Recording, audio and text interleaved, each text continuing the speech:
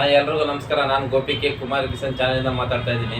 ಇವತ್ತಿನ ವಿಡಿಯೋದಲ್ಲಿ ಫ್ರಿಸ್ cut sleeves ಇಲ್ಲ, ಅದನ್ನು ಫ್ಲಾಪ್ ಕಟಿಂಗ್ ಅಂತ ಹೇಳ್ತೀವಿ, ಹಾಫ್ ಸ್ಲೀವ್ಸ್ಗೆ. ಅದನ್ನು ಯಾವ ಥರ ಕಟ್ ಮಾಡಬೇಕು ಅನ್ನೋದನ್ನು ನಿಮಗೆ ತೋರಿಸ್ಕೊಡ್ತಾ ಇದ್ದೀನಿ. ಅದೇ ರೀತಿ ನೀವೇನು ಮಾಡಬೇಕು ಅಂದರೆ ನಮ್ಮ ಚಾನಲ್ ಸಬ್ಸ್ಕ್ರೈಬ್ ಮಾಡಿ. ಸಬ್ಸ್ಕ್ರೈಬ್ ಮಾಡೋ ಮೂಲಕ ನಾವು ಮಾಡೋವಂಥ ಎಲ್ಲ ವಿಡಿಯೋಗಳು ನಿಮಗೆ ನೋಟಿಫಿಕೇಷನ್ ಆಗಿ ಬರುತ್ತೆ. ಬಂದಿರೋ ವಿಡಿಯೋಗಳನ್ನ ನೋಡಿ ಕಲಿಯೋದಕ್ಕೆ ತುಂಬ ಅನುಕೂಲ ಆಗುತ್ತೆ. ಅದೇ ರೀತಿ ಒಬ್ಬರು ನಮ್ಮ ಸಬ್ಸ್ಕ್ರೈಬ್ ಕೇಳಿದರೆ ನಿಮ್ಮ ಶಾಪ್ನ ಮತ್ತು ನಾವು ಇನ್ನೊಂದು ನೀಟಾಗಿ ವಿಡಿಯೋ ಫಿನಿಶಿಂಗ್ ಆಗಿ ತೋರಿಸ್ಬೇಕು ಅಂತ ಹೇಳಿದರೆ, ನಾನು ಫಿನಿಶಿಂಗ್ ಆಗಿ ನೀಟಾಗಿ ಫುಲ್ ಬ್ಲೌಸ್ನ ಹೊಲಿಯೋದು ನಿಮಗೆ ತೋರಿಸ್ಕೊಡ್ಬೇಕು ಅಂದರೆ ವಿಡಿಯೋ ಸ್ವಲ್ಪ ಲೆಂತ್ ಜಾಸ್ತಿ ಆಗುತ್ತೆ. ಅದಕ್ಕೋಸ್ಕರ ನಾನೇನು ಮಾಡ್ತೀನಿ, ಸಬ್ಸ್ಕ್ರೈಬ್ ಮಾತು ಕೇಳಲೇಬೇಕು. ಅದೇ ರೀತಿ ನಿಮಗೋಸ್ಕರ ನಾನೇನು ಮಾಡ್ತಾಯಿದ್ದೀನಿ, ಪಾರ್ಟ್ 1, ಪಾರ್ಟ್ 2, ಪಾರ್ಟ್ 3 ಈ ಥರ ಡಿವಿಷನ್ ಮಾಡಿ 3 ವಿಡಿಯೋಸ್ ಥರ ಹಾಕ್ತೀನಿ ನೀಟಾಗಿ. ಇಲ್ಲ ಅಂದರೆ ಲೆಂತ್ ಆಗುತ್ತೆ, ಯಾರು ನೋಡೋಕೆ ಹೋಗಲ್ಲ. ಇಷ್ಟು ಲೆಂತ್ ಏನಪ್ಪ ಹಾಫ್ ಅನ್ ಅವರ್ ವಿಡಿಯೋ ಮಾಡಿದ್ದಾರೆ, ಹೆಂಗಪ್ಪ ಇವರು ವಿಡಿಯೋ ನೋಡೋದಂತ ಸ್ವಲ್ಪ ನೋಡ್ತಾರೆ, ಆಮೇಲೆ ಕಟ್ ಮಾಡಿಬಿಡ್ತಾರೆ. 10-15 ಮಿನಿಟ್ಸ್ ಅಂದರೆ ಆಲ್ಮೋಸ್ಟ್ ಎಲ್ಲರೂ ನೋಡ್ತಾರೆ. ಅದಕ್ಕೋಸ್ಕರ ಇವಾಗ ಏನು ಮಾಡ್ತಾಯಿದ್ದೀನಿ, ನೆಕ್ಸ್ಟ್ ವಿಡಿಯೋದಲ್ಲಿ ನಾನೇ ಹೊಲಿದಿರೋ ಬ್ಲೌಸ್ನ ನಾನೇ ಹೊಲಿಯೋದು ನೀಟಾಗಿ, ಯಾವ ಥರ ಲೈನಿಂಗ್ ಅಟ್ಯಾಚ್ ಮಾಡಬೇಕು, ಕ್ಯಾನ್ವಾಸ್ ಯಾವ ಥರ ಕಟ್ ಮಾಡಬೇಕು, ಪೈಪಿಂಗ್ ಯಾವ ಥರ ಅಟ್ಯಾಚ್ ಮಾಡಬೇಕು, ಪೈಪಿಂಗ್ಗೆ ಸಪ್ರೇಟ್ ವಿಡಿಯೋ ಮಾಡ್ತೀನಿ, ಪೈಪಿಂಗ್ನ ಹೊಲಿಯೋದು ಯಾವ ಥರ ಅನ್ನೋದನ್ನು ಪಾರ್ಟ್ ಆಗಿ 3 ಪಾರ್ಟ್ ಆಗಿ ರಿವಿಷನ್ ಮಾಡಿ ವಿಡಿಯೋನ ಅಪ್ಲೋಡ್ ಮಾಡ್ತೀನಿ. ಅವಾಗ ಏನಾಗುತ್ತೆ, ನಿಮ್ಗೆ ಕಲಿಯೋದಕ್ಕೆ ತುಂಬ ಅನುಕೂಲ ಆಗುತ್ತೆ. ವಿಡಿಯೋ ಚಿಕ್ಕದಾಗಿರುತ್ತೆ, ನಿಮಗೆ ನೋಡೋಕ್ಕೆ ಇಂಟ್ರೆಸ್ಟ್ ಇರುತ್ತೆ. ನಾನು ಹಾಫ್ ಅನ್ ಅವರ್ 1 ಅವರ್ ಮಾಡ್ತಾ ಹೋಗುತ್ತೆ. ಒಂದು ಬ್ಲೌಸ್ನ ಕರೆಕ್ಟ್ ಫಿನಿಶಿಂಗಲ್ಲಿ ಹೊಲಿಬೇಕು ಅಂದರೆ ಕಮ್ಮಿ ಎಂದು 1 ಅವರ್ ಟು 10-15 ಮಿನಿಟ್ಸ್ ಆಗೇ ಆಗುತ್ತೆ. ನಾವು 1.5 ಅವರ್ ಅಂದ್ಕೊಳ್ಳಿ. ನೀಟಾಗಿ ಫಿನಿಶಿಂಗ್ ಹೊಲಿಬೇಕು ಅಂದರೆ ಅಷ್ಟು ಆಗುತ್ತೆ. ಅಷ್ಟು ಲೆಂತ್ ನಾವು ವಿಡಿಯೋ ನಾನು ಅಪ್ಲೋಡ್ ಮಾಡೋಕ್ಕಾಗಲ್ಲ. ಆದ್ರೂ ನಿಮ್ಗೆ ನೋಡೋಕ್ಕೂ ಬೇಜಾರಾಗುತ್ತೆ. ಅದಕ್ಕೋಸ್ಕರ ಏನು ಮಾಡ್ತೀನಿ, ಪಾರ್ಟ್ 1, ಪಾರ್ಟ್ 2, ಪಾರ್ಟ್ 3 ಈ ಥರ ಅಪ್ಲೋಡ್ ಮಾಡ್ತೀನಿ. ಖಂಡಿತ 1 ವೀಕ್ ಟೈಮ್ ಕೊಡಿ. ನನಗೂ ಸ್ವಲ್ಪ ಇದು ಶಾಪಲ್ಲಿ ವರ್ಕ್ ಇರುತ್ತೆ. ನೋಡಿಕೊಂಡು ಪಾರ್ಟ್ 1, ಪಾರ್ಟ್ 2, ಪಾರ್ಟ್ 3 ಈ ಥರ 1 ವೀಕಲ್ಲಿ 1-2 ವಿಡಿಯೋ ಅಪ್ಲೋಡ್ ಮಾಡ್ತೀನಿ. ನೋಡಿ ಕಲಿಯೋದು ತುಂಬ ಅನುಕೂಲ ಆಗುತ್ತೆ. ನಾನು ಜಾಸ್ತಿ ಮಾತಾಡ್ಕೋವಲ್ಲ, ಯಾಕಂದರೆ ಲೆಂತೇ ಆಗುತ್ತೆ. ಲೇಟ್ ಮಾಡಿದ್ರೆ ವಿಡಿಯೋ ಸ್ಟಾರ್ಟ್ ಮಾಡೋಣ. ಬನ್ನಿ ಕಟ್ಟಿಂಗ್ ಸ್ಟಾರ್ಟ್ ಮಾಡಿ.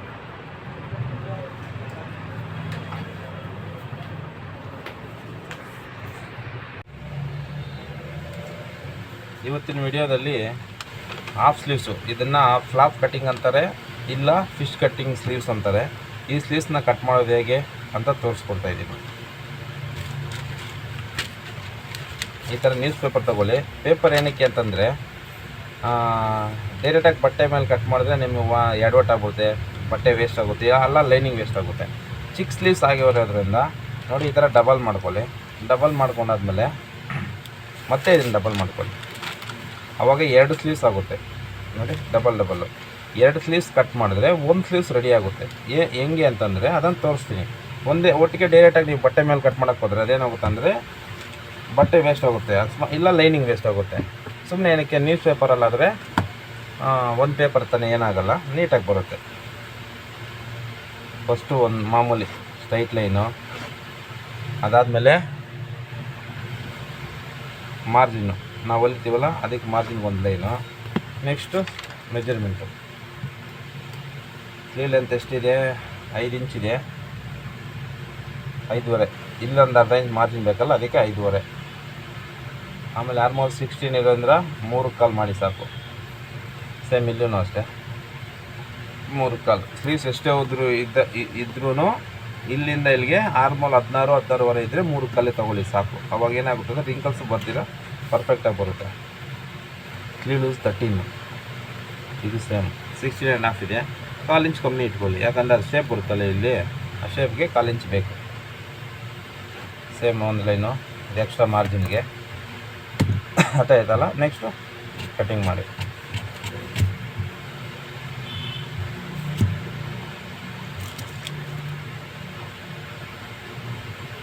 ಸೇಮ್ ಇದು ಫ್ರಂಟ್ ಶೇಪು ಬ್ಯಾಕ್ ಶೇಪ್ ಎಲ್ಲ ಸೇಮ್ ಅಷ್ಟೇ ತೊಗೋಬೇಕು. ಫ್ಲಾಪ್ ಕಟಿಂಗ್ ಬಂದಾಗ ಅದನ್ನು ಎಕ್ಸ್ಟ್ರಾ ತೊಗೋಬೇಕಷ್ಟೆ.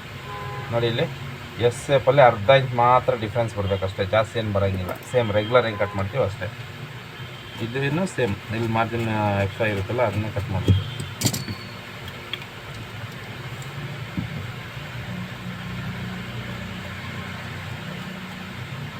ಈ ಕಡೆಯಿಂದ ಕಟ್ ಮಾಡೋಣ.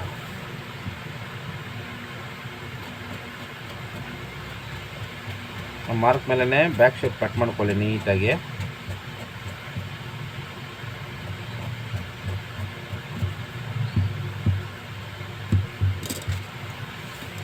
ಆಮೇಲೆ ಚಟ್ಕ ಹೊಡ್ಕೊಳ್ಳಿ.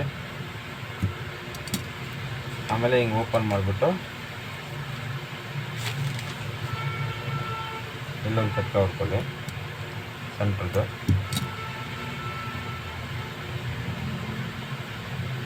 ಇವಾಗ ಫ್ರಂಟ್ ಶೇಪ್ ತಗೊಳ್ಳಿ ನೀಟಾಗಿ.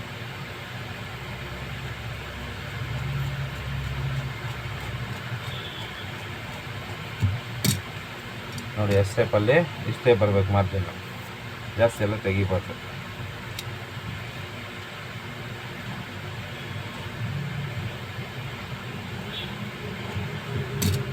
ಇದು ಇಷ್ಟ ಆಯಿತು. ಇವಾಗ ಇದು ಬ್ಯಾಕ್ ಅಂತ ಇದು ಫ್ರಂಟ್ ಅಂತ ಗೊತ್ತಾಗೋಕ್ಕೆ ಇಲ್ಲೊಂದು ಚಟ್ಕ ಹೊಡ್ಕೊಳ್ಳಿ.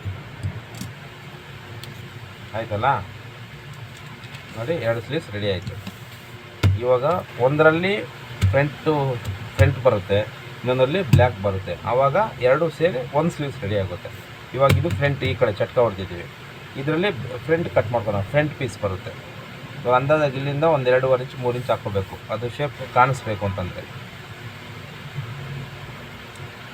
ಮಾರ್ಜಿನ್ ಎಲ್ಲ ಹೋಗುತ್ತಲ್ಲ, 3 ಕಾಲ ಇರಲಿ, 3.5 ಇರಲಿ, ಮಾರ್ಜಿನ್ ಎಲ್ಲ ಹೋಗುತ್ತಲ್ಲ ಅದಕ್ಕೆ. ನೋಡಿ ಇಲ್ಲಿಂದ ನೋಡಿ ಬರ್ತಾ ಹಿಂಗೆ ಮಾಡಿಕೊಂಡು ಸೆಂಟ್ರಿಗೆ ಬರೋಷ್ಟರಲ್ಲಿ 1/2 ಇಂಚ್ ಮೇಲೆ ಬರಲಿ, ಏನಾಗಲ್ಲ. ಆವಾಗ ವಿ ಶೇಪಾಗಿ ಕಾಣಿಸುತ್ತೆ, ಅವಾಗ ನಿಮ್ಗೆ ಪರ್ಫೆಕ್ಟಾಗಿ ಬರುತ್ತೆ.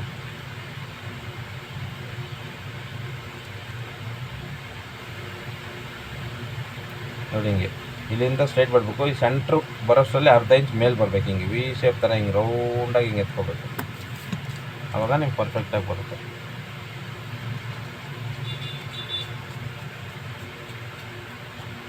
ಸೇಮ್ ಹಿಂಗೆ ನೀಟಾಗಿ ಆ ಪೀಸ್ನ ತೆಗೆದುಬಿಡಿ. ಈ ಪೀಸು ವೇಸ್ಟ್ ಆಯಿತು. ಇದು ಇವಾಗ ಫ್ರಂಟ್ ಶೇಪ್ ರೆಡಿ ಆಯಿತು. ಇವಾಗ ಏನು ಮಾಡಬೇಕು, ಬ್ಯಾಕ್ ನಮ್ಗೆ ಬೇಕಾಗಿರೋದು ಇದು ಫ್ರಂಟ್ ಚಟ್ಕೈಲಿ ಹೊಡೆದಿದ್ವಿ. ಈ ಫ್ರಂಟ್ ಪಾರ್ಟ್ ಹಿಂಗೆ ನಮ್ಗೆ ಆಲ್ರೆಡಿ ರೆಡಿ ಆಗೋಗಿದೆ ಇದರಲ್ಲಿ. ಇವಾಗ ಬ್ಯಾಕ್ ಪಾರ್ಟ್ನ ಏನು ಮಾಡಬೇಕಂದ್ರೆ ಇಲ್ಲಿಂದ ಸೇಮ್ ಇದು ಎಲ್ಲಿ ಬಂದಿದೆ ಅಲ್ಲಿ ಮಾರ್ಕ್ ಮಾಡ್ಕೊಳ್ಳಿ.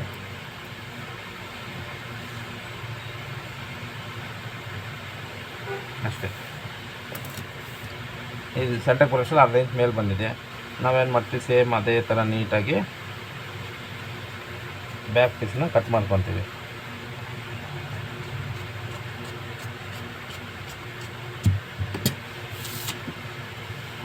ಇದು ಬ್ಯಾಕು, ಇದು ಫ್ರಂಟು. ನೋಡಿ ಯಾವತ್ತೂ ಅಷ್ಟೇ ಈ ಫ್ಲಾಪ್ ಬಂದುಬಿಟ್ಟು ಫ್ರಂಟ್ ಮೇಲೆ ಬರಬೇಕು. ಇದು ಫ್ರಂಟ್ ಇಲ್ಲಿ ಚಟ್ಕ ಹೊಡೆದಿವಲ್ಲ, ಈ ಕಡೆ ಬ್ಯಾಕ್ ಬರುತ್ತೆ. ಇದು ಎತ್ತಿ ಇದ್ರ ಮೇಲೆ ಕುತ್ಕೋಬೇಕು.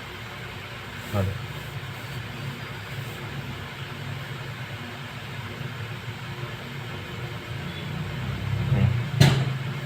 ಕರೆಕ್ಟಾಗಿ ಫಿಶ್ ಕಟ್ ಬಂದಿದೆ. ಇದು ಈ ಥರ ಹಿಂಗೆ ಬರುತ್ತೆ, ಒಳಗಡೆಯಿಂದ ಹಿಂಗೆ ಬರುತ್ತೆ. ಇದು ಫ್ರಂಟ್ಗೆ, ಆವಾಗ ಫ್ರಂಟ್ ಶೇಪಲ್ಲಿ ಬರುತ್ತೆ. ನಿಮ್ಗೆ ರೆಡಿ ಆದಮೇಲೆ ತೋರಿಸ್ತೀನಿ ಹೆಂಗೆ. ಇದರಲ್ಲಿ 2-3 ಇದು ಬರುತ್ತೆ. ಇಲ್ಲಿಂದ ಈ ಕಡೆ ಪೈಪಿಂಗ್ ಮಾಡಬೇಕು, ಈ ಕಡೆ ಪೈಪಿಂಗ್ ಮಾಡಬೇಕು. ಇದನ್ನು ನೀಟಾಗಿ ಎತ್ತಿ ಹಿಂಗೆ ಇಟ್ಬಿಟ್ಟು ಇಲ್ಲಿ ಒಂದು ಸ್ಟಿಚ್ ಹಾಕ್ಬಿಡ್ಬೇಕು. ಆಮೇಲೆ ಇಲ್ಲಿ ಒಂದು ಸ್ಟಿಚ್ ಹಾಕ್ಬಿಟ್ರೆ ಇಲ್ಲಿವರೆಗೂ ಎದುರಲ್ಲ, ಅವಾಗ ಇಲ್ಲಿ ಪೈಪಿಂಗ್ ಇರುತ್ತೆ, ಒಳಗಡೆ ಹಂಗೆ ಪೈಪಿಂಗ್ ಇರುತ್ತೆ, ಇಲ್ಲಿ ಇರ್ಬೋದು. ಅವಾಗ ಫಿಶ್ ಕಟ್ಸು ಸ್ಲೀವ್ಸು ರೆಡಿ ಆಗುತ್ತೆ.